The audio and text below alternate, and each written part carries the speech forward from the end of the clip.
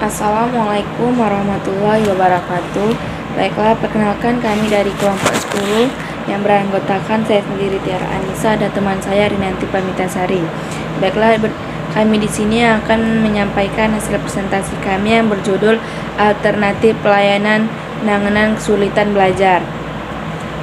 Baiklah, saya akan menyampaikan materinya. Yang pertama, pengertian belajar.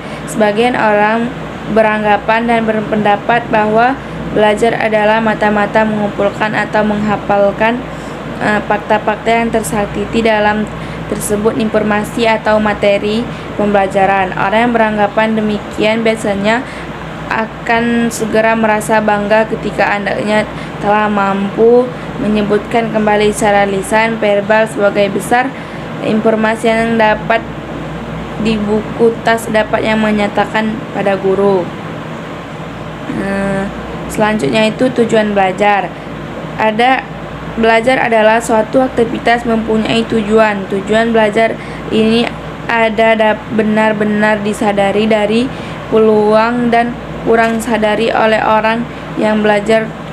Tujuan belajar tersebut sangat erat dikaitkan dengan perubahan atau pembentukan tingkah laku tertentu. Menurut Ali Sabari, tujuan belajar yang positif serta dapat dicapai secara efektif hanyalah mungkin terjadi dalam proses belajar.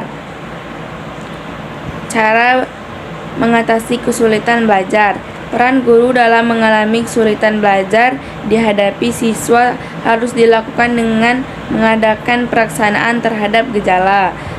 Baiklah, di sini saya akan melanjutkan penyajian dari Tiara Anissa. Hakikat kesulitan belajar.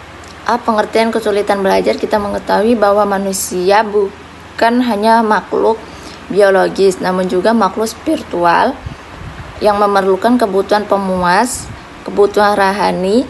Untuk berkembang dengan baik, manusia perlu belajar dan diajari. Faktor penyebab kesulitan belajar pada siswa dapat disebabkan oleh beberapa faktor, baik yang datang dari siswa itu sendiri maupun faktor datangnya dari orang lain, dari luar siswa.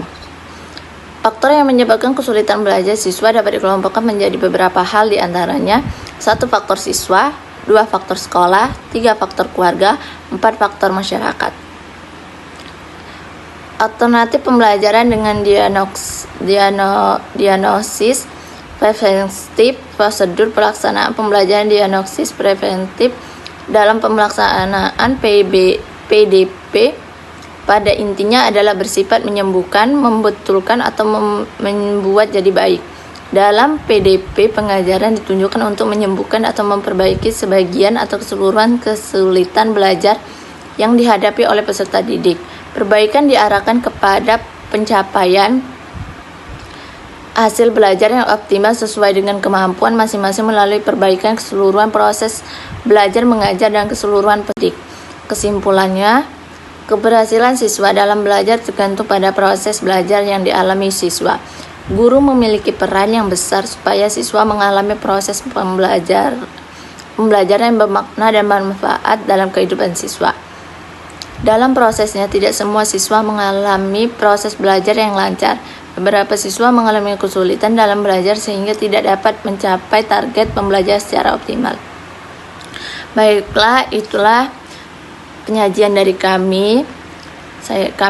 Saya akhiri. Wassalamualaikum warahmatullahi wabarakatuh. Terima kasih.